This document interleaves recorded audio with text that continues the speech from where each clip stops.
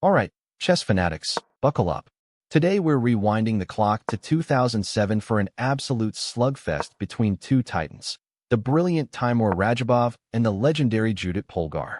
This wasn't just a game, it was a masterclass in strategic tension and endgame resilience. Let's dive in.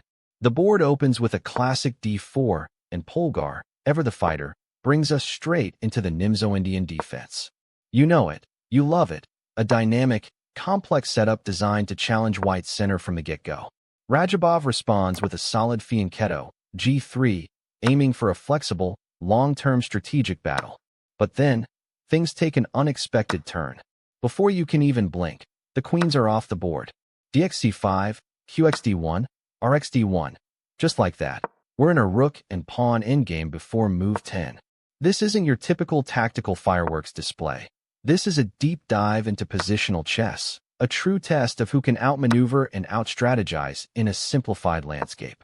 Both players know this is going to be a marathon, not a sprint.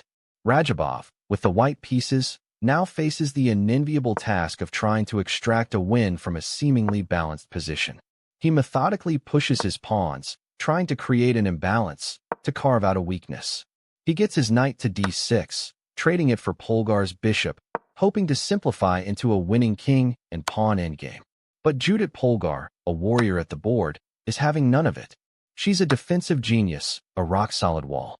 Radjabov tries f4, expanding on the king's side, attempting to open lines for his king to create a passed pawn. He pushes e5, trying to lock down the center to restrict Polgar's king. He maneuvers his king, bringing it forward, supporting the pawn storm. You can practically hear the gears grinding in their minds. Radjabov is relentless, probing every square, every pawn structure, searching for an advantage. But Polgar, with surgical precision, meets every threat, every advance, every attempt to gain an inch, with an equally precise defensive move. Her king is active, her pawns are coordinated, and she's just not giving him an inch. It's an absolute clinic in defensive technique. The game progresses, move after arduous move, into a pure king and pawn endgame. Radjabov, still pushing, brings his king to f2, then e3, trying to support his pawns, to create a passed pawn, to break through.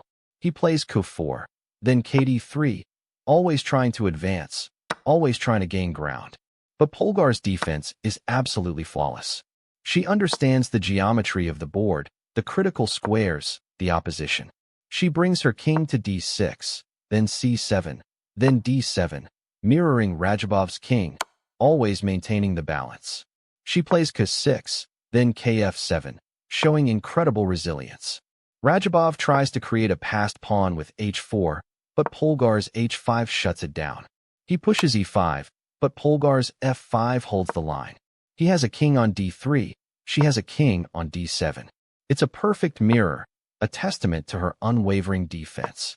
After 44 moves of intense strategic play, with both players demonstrating incredible depth and accuracy, it becomes clear, neither player can force a win.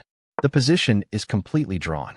A true Grandmaster draw, where skill, resilience, and unyielding defense lead to a brilliant stalemate. What a battle! If you enjoyed this deep dive into one of chess's most strategic encounters, make sure to hit that like button, subscribe for more epic games, and let me know in the comments. What's your favorite endgame battle? Keep those rooks active, and I'll see you in the next one.